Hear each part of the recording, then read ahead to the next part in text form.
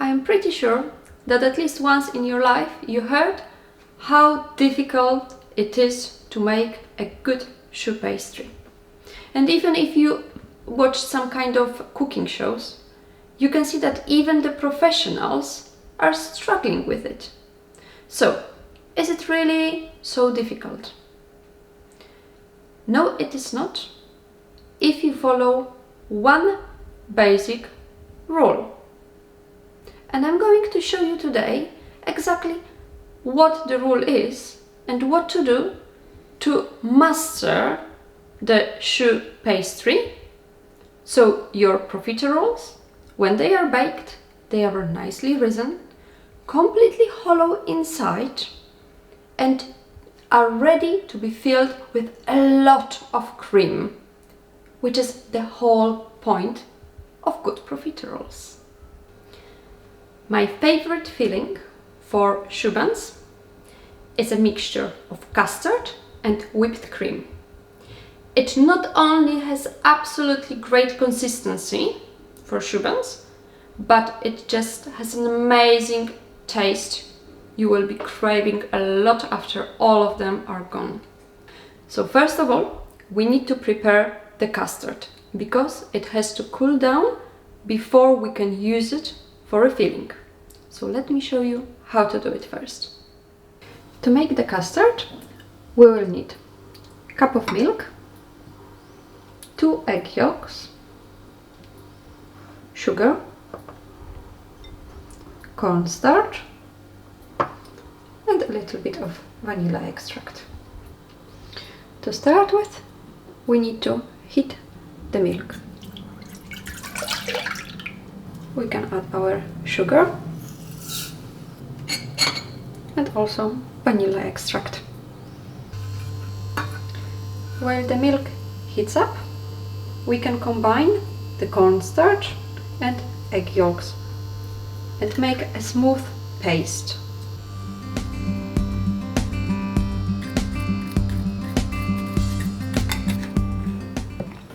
We bring the milk to the boil and make sure that all the sugar is well dissolved.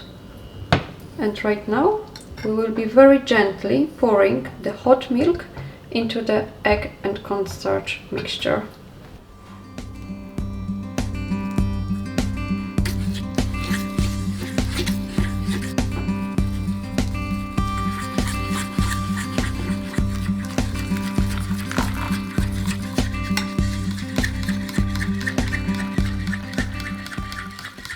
When it is all well blended, we are pouring the whole mixture back into the pan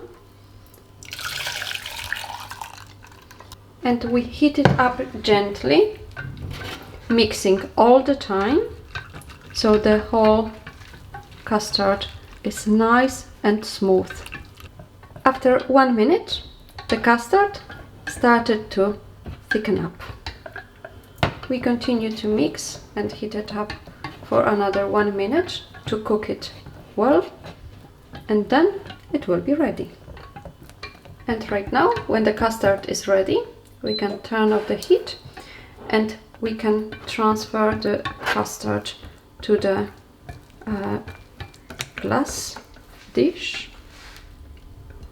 We shake it well so it distributes evenly. And in order to avoid the crust to appear on the custard, we need to cover it straight away when it is still warm with cling film. It needs to cover the whole area of the custard. You need to start from one side, like so, and cover it well. And right now we need to wait until the custard cools down. Then we can put it into the fridge, best for 2-3 hours, and then we can just use it however we want. Okay, so right now our custard is cooling down, so we need to prepare the batter for profiteroles or choux buns. To do that, we will need just 4 main ingredients and just sugar, which is an addition. First of all, To start with, we need to weight the eggs. It is very important because choux pastry is made the proportions of ingredients by weight. So that's why it is very important to weight the eggs first. I will be doing the choux pastry with just 2 eggs. So it is 125 grams. And right now we need to have exactly the same weight of water, which is in here, and half of the weight in flour and butter. So this is exactly 62.5 grams of all-purpose flour and 62.5 grams of butter. Because I will be doing the choux buns with a sweet filling, I add to this butter a little bit, it's just 1 tablespoon of sugar, but not more than that because the filling will be sweet enough. Okay, so first of all, we add to our pan water, sugar, and our butter. We heat it up gently. We don't want the butter to burn, so that's why it needs to melt while the water is heating up. And while we wait for the butter to melt and the water to heat up, we can just beat quickly the eggs. We want like a uniform mixture instead of 2 separate eggs. And that's it. The eggs are ready and the butter is melting slowly. Okay, as you can see, all the butter is melted now and the liquid is very hot, it's boiling. That's the moment when we need to set this aside and put all our flour inside. We need to mix this very well so all the flour is well combined with the liquid. There cannot be any dry flour. And then we will cook the flour. When all the flour is combined and wet, there is no dry flour left, we can return the pan to the heat. It will be still like a medium heat, not too hot. We don't want to burn the roux. We just need to cook it slowly. So by doing this, we want to evaporate quite a lot of water. So then the choux buns will rise very nicely when they are baking.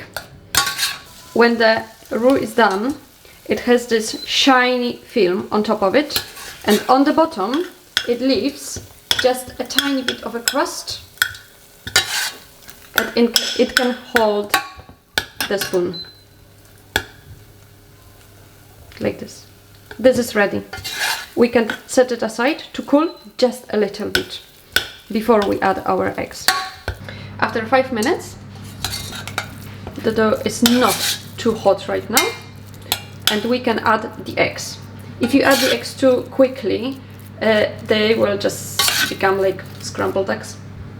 We don't add everything at the same time, just more or less half of it, and mix it well. You can use a hand mixer to do this. I just can't be bothered because it's just quick enough when I do it by hand.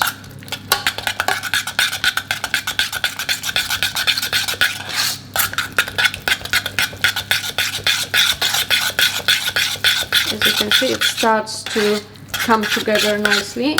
The mixture is quite thick. We can add the rest of the eggs. That's why it might be quite hard to use the hand mixer, because the mixture is quite thick and sticky and it just might burn your motor. And the choux pastry, or pâté à choux, how French are calling it, is ready.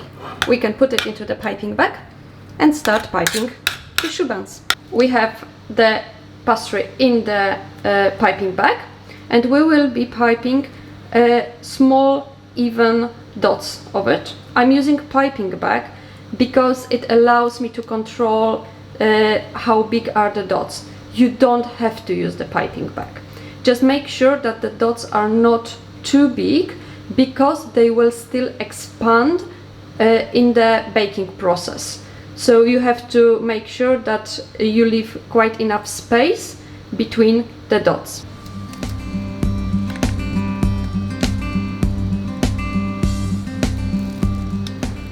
Four is more than enough in this row, because they will expand when baking. When they are all piped, right now we need to flatten up the top. We don't want it to burn too quickly in the oven. We just use a simple water and we just tap it gently with our finger, like this. So it's flat. In order for the buns to be a little bit more crispy on the top, we need to add a little bit of moisture to the oven. So what I'm doing is just sprinkle a little bit of water on top of the buns as well as on the mat. So when it evaporates, it will just give this additional crust to them, like this. And right now we need to bake them for around 30 to 35 minutes in 180 degrees Celsius with fan. You cannot open the oven for the first 20 minutes because the choux buns will collapse. But then after around 30 minutes, when they start to brown evenly, you can open the oven and just touch them. If they are already quite hardened, it means that they are ready and you can take them out of the oven and they will not collapse. When the choux buns are ready, you can touch them and they should be a little bit hard. Right now, they will definitely not collapse when you take them out of the oven. I like using the silicone mat because, as you can see, they just come out of it easily. They do not stick. Right now, straight from the oven, we need to make small holes in the bottom of the choux buns to make the air come out of them. It just very quickly. As you can hear, they are nice and crusty. To make the filling, we will need double cream, a bit of vanilla extract, icing sugar, just because it dissolves very quickly, and also the custard that is cooled down. First, we need to beat the cream with sugar and vanilla extract. First, we need to whip the cream. The cream cannot be whipped completely. It should look like this. And right now, we can add the custard. As you can see, because of the foil, the custard doesn't have any crust on top. That's what we wanted. And right now we will just combine the custard with the cream and we will mix it until it's smooth and nice, even consistency. And we beat it for around 1 more minute. Right now the cream is ready. It is quite nice and thick, so it will not leak out of the choux buns. It is ready to be put into the piping bag. And right now, when the profiteroles are already cooled down, we can fill them in with our cream. It is very important to fill them very well, because when you cut them, when you eat them, you want a lot of cream inside. So make sure they are properly fully filled. As they are almost empty inside, they can take quite a lot of cream, but that's what we like. So the profiteroles are filled and they are ready. You can eat them as they are. But what I like to do sometimes is to dip the tip in the melted chocolate.